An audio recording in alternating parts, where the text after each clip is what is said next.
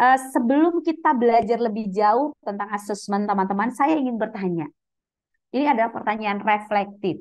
Ya, kenapa? Karena kita sebenarnya ketika bicara tentang asesmen, kita tidak akan pernah lari dari kodrat bahwa ini adalah bagian dari Merdeka Belajar, bagian dari kurikulum Merdeka.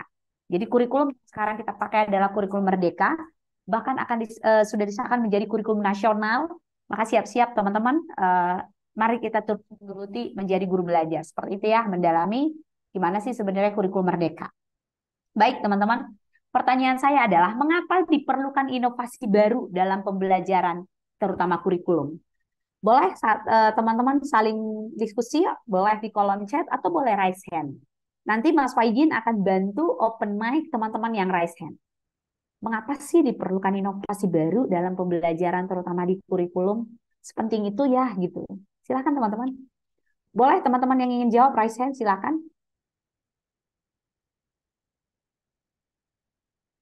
Kenapa sih kira-kira diperlukan inovasi dalam pembelajaran gitu?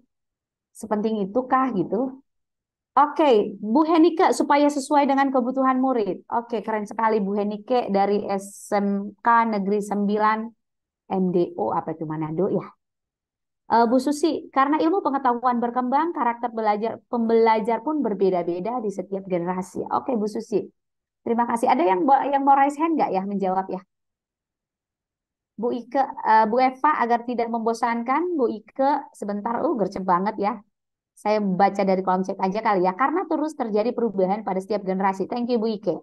Bu Misdar, supaya murid tidak bosan. Bu Leani, oke sebentar.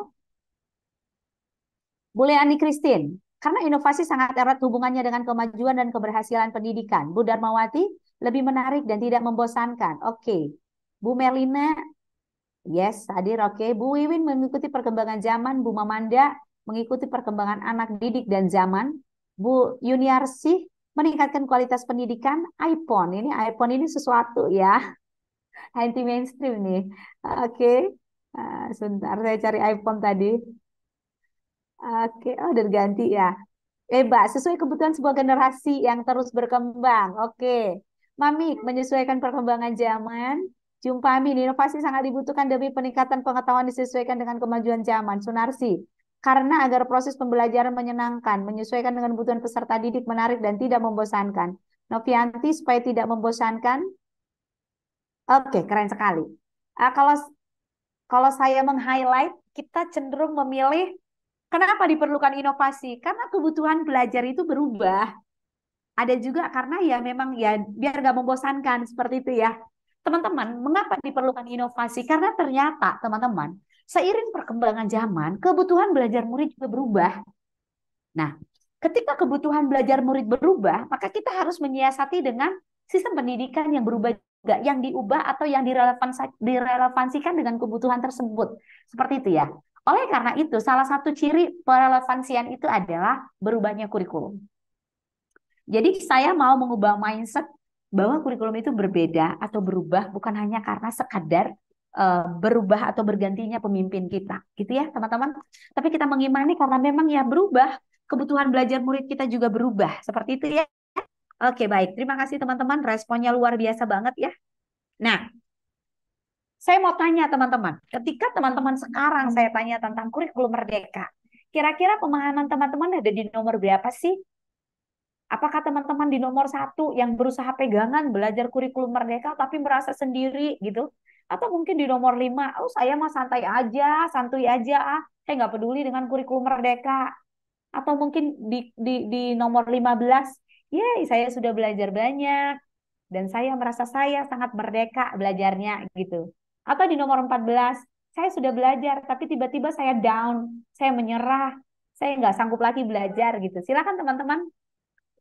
Kira-kira nomor berapa yang menunjukkan pemahaman teman-teman tentang kurikulum merdeka? Di kolom chat saja. Silakan. Oke, Bu Susi nomor 7. Yes, nomor 7 lagi pegangan kuat gitu ya. Lagi berusaha manjat tapi lagi pegangan kuat, sangat kuat gitu ya. Oke, silakan yang lain teman-teman. Nomor berapa sih pemahaman teman-teman tentang kurikulum merdeka?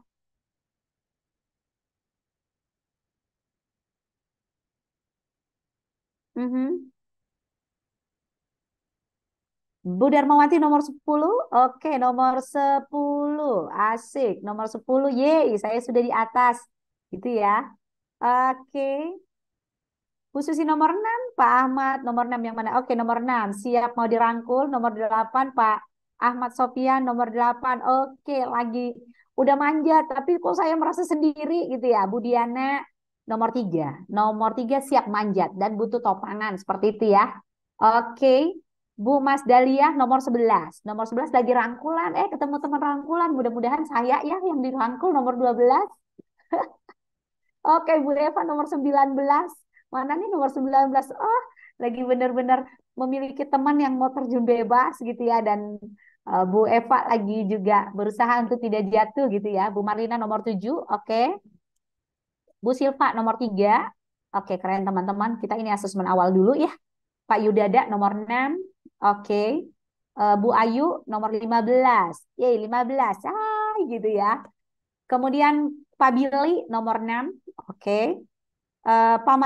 Pak Marjoni nomor 6 juga. Bu Sumarwati nomor 11. Yeay, ketemu teman rangkulan nih. Enak nih kalau udah cerita rangkulan. Hangat, asik gitu ya. Bu Yusni nomor 3. Oke, di nomor 3 siap manjat. Oke deh, oke. Bu Sumarni, Bu Nuraida, Bu Henike nomor 7. Oke, Mangatas, Simamora, saya tidak begitu paham kurikulum Merdeka Belajar. Ini Pak Mangatas menarik nih, Mangatas Simamora. Halo Pak Mangatas, saya tidak begitu paham kurikulum Merdeka Belajar. Tidak ada dampak sama sekali bagi peningkatan mutu. Oke, luar biasa ya. Ini adalah statement yang disampaikan oleh Pak Mangatas Simangunsong. Nanti ini akan menjadi, saya pikir ini bisa kita jadikan bahan obrolan yang menarik. Ini masuk ke dalam obrolan bermakna gitu ya. Ketika itu bicara obrolan bermakna, kita selalu berusaha mencari maknanya apa gitu ya, teman-teman. Jadi ketika Pak Mangatas cerita, saya nggak begitu paham kurikulum Merdeka Belajar. Jadi bukan kurikulum Merdeka Belajar ya teman-teman, tetapi kurikulum Merdeka gitu ya. Nama kurikulum kita adalah kurikulum Merdeka. Tidak ada dampak sama sekali bagi peningkatan mutu. Nah ini yang harus di-highlight. Kenapa ada teman-teman yang mengatakan bahwa kurikulum Merdeka tidak ada dampak sama sekali bagi peningkatan mutu? Ya, ini menarik sekali. Saya sangat senang. Terima kasih Pak Mangatas. Semoga bahagia di bahan diskusi kita yang asik nanti ya. Pak Aru nomor 6, Pak Mamanda nomor 6. Oke, ini menarik nih Bu Febrian nomor 16. Oke, 17 dan 18. Oh, barengan. Kami lagi rangkulan bahkan sedang membopong seorang teman gitu ya. Bu Juliana nomor 20. Oke, terima kasih teman-teman. Saya berani mengutarakan ini di Zoom. Terima kasih Pak Mangatas, nggak apa-apa ya. Ya, kita akan tanggapi, nanti kita diskusi. Inilah sebenarnya kita namanya membangun obrolan bermakna karena kita ingin belajar ya, teman-teman. Tapi saya percaya Pak Mangatas hadir di ruangan ini juga karena rindu menemukan apa sih sebenarnya kurikulum Merdeka, terutama untuk asesmen gitu ya Pak. Gak apa-apa, karena kita juga sebagai guru nggak dituntut untuk menjadi guru yang hebat, untuk menjadi guru yang serba paham, bahkan untuk menjadi guru yang harus selalu pro dengan putusan pemerintah gitu ya. Kita bisa kontra dong. Tetapi kita sebagai guru punya strategi untuk menyampaikan pendapat di mana kita tetap menghargai dan menghormati gitu ya teman-teman. Keren banget Pak Mangatas. Ini kayaknya senior deh ya. Baik, kita lanjut teman-teman. Ya, sebelum nanti kita bahas ya Pak Mangatas ya. Tujuan sesi. Nah, di sesi ini teman-teman kita sebenarnya saya coba meng-highlight ada 5 gitu ya. Tetapi secara sederhana intinya kita akan belajar tentang asesmen gitu aja dah. Gak usah repot-repot gitu. Tapi apa aja yang mau kita pelajari? Kita nanti belajar tentang prinsipnya, jenis dan fungsinya apa aja. Kemudian paradigmanya apa? Paradigma apa sih gitu ya? Nanti kita lihat. Kemudian gimana sih langkah-langkah pelaksanaannya dan prinsip laporan asesmen itu akan seperti apa? 5 ini aja yang akan nanti kita akan paham di dalam proses belajar ini dan di akhir kita akan sesi tanya jawab yang nanti dipandu oleh Mas Paijin tentunya ya. Oke. Nah, kita akan diskusi nih teman-teman. Boleh teman-teman nanti yang setuju kasih angka 1 di kolom chat, yang tidak setuju kasih angka 0 ya. Silakan nanti teman-teman ya. Yang setuju kasih angka 1, yang tidak setuju kasih angka 0 sama saya di kolom chat. Oke? Ready teman-teman? Boleh dong yang ready di kolom chat kasih respon ready. Mhm. Oke, terima kasih teman-teman. Wow, langsung cepat ya. Terima kasih Pak Reja, Pak Ahmad, Bu Wiwin. Oke, Bu Febri. Oke, Bu Mas Diala, Mamik, Bu Devi. Oke, Bu Nuridah. Oke, terima kasih teman-teman. Gercep banget ya. Kita mau lihat yang ini kayaknya langsung semua soal deh. Tapi kita bahas satu-satu ya. Oke, yang pertama. Teman-teman boleh angka 1 ketika bilang setuju, angka 0 ketika tidak. Tujuan belajar adalah untuk nilai ujian. Ini kita sepakat apa tidak sih? Oke, 0. Bu Yusni 0, Sofiani 0, Diana 0, Jumpami 0. Oke, Anika 0, Nopri 0, Mawik 0, Ahmad 0, Mamanda 0, Sri Wahyuni 0. Oh, kita nggak setuju nih. Gitu ya. Baik, teman-teman. Tujuan belajar itu nggak sekadar untuk nilai ujian. Kita percaya, kenapa kita harus mengadakan ujian gitu ya. Ujian itu cenderung untuk menentukan sejauh mana sih proses belajar membawa pemahaman anak sehingga anak mampu menguasai soal yang kita berikan. Seperti itu ya. Jadi tidak sekedar mencari nilai, tetapi lebih kepada memahami sejauh mana pemahaman anak gitu ya. Nah, kita lihat soal yang kedua. Asesmen tidak ada hubungannya dengan tujuan pembelajaran. Kita sepakat apa tidak? Yang setuju angka 1, yang tidak angka 0. Oke, setuju, setuju. Bu Darmawati setuju, Bu Yusni tidak. Sofian Sunarsi setuju, Bu Mamanda tidak. Oke, yes, saya mau panjat dulu ke atas sedikit. Wow, ini beragam ya teman-teman. Oke, Pamang atas setuju. Bu Nurishida setuju, Bu Misdar setuju, Bu Angela tidak setuju dong. Bu Susi tidak setuju ya. Oke, Bu Yusni juga tidak, Darmawati setuju, Angela tidak setuju, Bu Eva juga tidak setuju. Oke, asesmen tidak ada hubungannya dengan tujuan pembelajaran. Ini kita tidak setuju. Kenapa? Asesmen sebenarnya dilakukan adalah untuk menunjukkan sejauh mana memahami tujuan pembelajaran. Ini boleh. Ketika dia lah asesmen formatif atau bahkan asesmen sumatif. Bedanya apa Bu Erlina? Nanti kita belajar ya teman-teman. Nggak apa-apa. Kita santai-santai dulu, pelan-pelan gitu ya.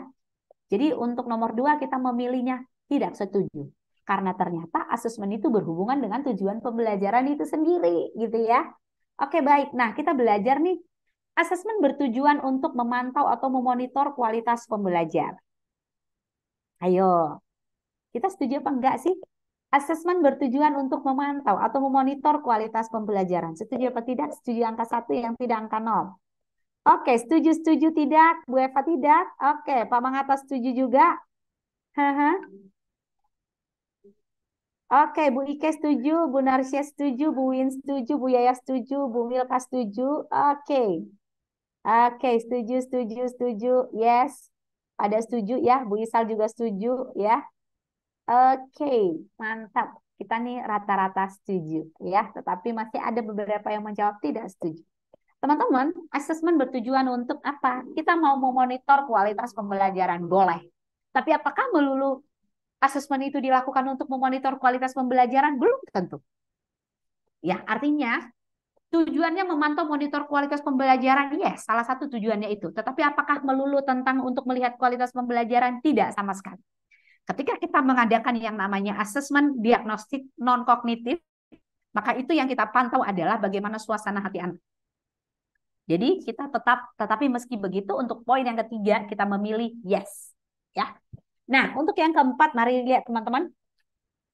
Perkembangan murid teramati dari waktu ke waktu, acuannya bukan nilai berapa, tapi apakah tahap per tahap anak mengalami kemajuan yang meningkat. Ayo, ini kita sepakat apa tidak sih? 1 apa 0? Silakan teman-teman. Oke, 1, Bu Sunarsi 1, Bu Ike 1, Sumarwi 1, 1, 1, 1. Bu Pabili juga 1, 1, 1. Oke, thank you teman-teman. Ini keren banget nih. Jadi, perkembangan murid teramati dari waktu ke waktu, acuannya bukan nilai berapa. Ya, kita tidak sekedar melihat nilai, tetapi apakah tahap per tahap anak mengalami kemajuan yang meningkat. Yang mau kita lihat adalah highlight-nya adalah pembelajaran bermakna. Artinya, step per step itu anak mengalami kemajuan yang meningkat. Pembelajaran yang bermakna benar-benar dapat. Itu namanya belajar bermakna ya teman-teman. Suasana belajar dalam kurikulum Merdeka 2 yang ingin kita highlight, yang pertama adalah bermakna, yang kedua adalah menyenangkan. Bermakna dan menyenangkan nggak boleh lepas. Apakah cukup di kelas kita anak-anak menyenangkan tapi nggak bermakna belajarnya? Nggak boleh. Apakah cukup bermakna aja nggak menyenangin? Nggak boleh juga. Karena setiap orang bermakna gimana sih Bu Erlina? Belajar bermakna sesederhananya adalah ketika anak itu masuk ke kelas kita, semula dia nggak tahu tentang hal itu. Nah, setelah di kelas kita dia tahu gitu. Sesederhana apapun itu, maka anak sudah belajar bermakna. Seperti itu ya, teman-teman ya. Oke, kita lanjut. Nah, Apa sih tujuan besar pembelajaran kurikulum nasional? Ini yang akan enak kita bahas karena berkaitan dengan tadi. Saya ingat banget tuh pertanyaan Bapak yang tadi. Aduh, pembelajaran kurikulum merdeka ini tidak memberikan apa gitu ya. Kita mudah-mudahan bisa mindsetnya kebuka ya Bapak mengatas ya. Nah, pendidikan besar negara kita adalah mewujudkan Indonesia maju yang berdaulat mandiri dan berkepribadian. Siapa yang berkepribadian? Tentu yang di-highlight adalah murid kita. Apa yang ingin dicapai oleh murid? Mereka menjadi pelajar Pancasila, gitu ya. Nah, pelajar Pancasila itu mereka menjadi role modelnya Pancasila itu, gitu. Mereka mencerminkan gimana sih profil pelajar Pancasila. Profil pelajar Pancasila itu apa sih, gitu ya. Pertama, mereka akan berkebinekaan global, bergotong royong, kreatif, bernalar kritis, mandiri, beriman, bertakwa kepada Tuhan Yang Maha Esa, dan berakhlak mulia. Seperti itu ya, teman-teman ya. Jadi ketika murid mengimani atau mengampungi atau mencerminkan ini di dalam dirinya dan melakoninya dalam keseharian, itu sebenarnya cita-cita besar kita. Kita mau setiap murid menjadi seperti itu. Noh, kok keren banget, kok ngeri kali Bu Erlina. Mas setiap murid, yes. Dan ini pekerjaan kita, teman-teman. Maka kita harus rangkulan untuk ini, gitu ya. Nah, kita akan lanjut. Nah, ini teman-teman tentang sekilas tentang kurikulum Merdeka, bahwa di dalam kurikulum Merdeka ada 3 slot muatan pembelajaran kita, ada intrakurikuler, ada ekstra, dan juga ada P5 gitu ya teman-teman. Nah, kalau dulu kita slot muatan pelajarannya kita itu hanya di intrakurikuler gitu ya. Kalau sekarang dibagi 2, intra dan juga untuk project P5 gitu ya, untuk kelas P5. Sedangkan untuk ekstrakurikuler tetap dilakukan di jam pulang sekolah dan itu tidak memuat jam pelajaran gitu ya teman-teman. Ini sangat singkat saja. Nah, ini implementasinya teman-teman dari kurikulum Merdeka gitu ya. Langkah yang pertama kita harus memahami garis-garis besarnya gitu ya. Kemudian yang kedua kita memahami pembelajaran dan asesmen. Yang ketiga memahami pengembangan KOSP dan juga yang keempat memahami pengembangan P5. Teman-teman yang malam ini kita lakukan adalah di poin yang kedua. Di langkah yang kedua kita ingin memahami pembelajaran dan asesmen. Dan lebih kita highlight malam ini adalah tentang asesmen. Oke, teman-teman ya, kita akan lanjut. Nah, asesmen dalam pembelajaran kurikulum Merdeka. Ini kita akan bahas yang pertama nih. Ya, asesmen itu apa sih gitu? Asesmen adalah proses pengumpulan dan pengolahan informasi untuk apa? Mengetahui kebutuhan belajar, bahkan juga perkembangan belajar murid dan juga pencapaian hasil belajar murid di dalam kelas kita, gitu ya teman-teman. Jadi yang di-highlight itu adalah kebutuhan belajarnya apa, perkembangan belajarnya sejauh mana, dan pencapaian hasil belajarnya sudah seperti apa ya.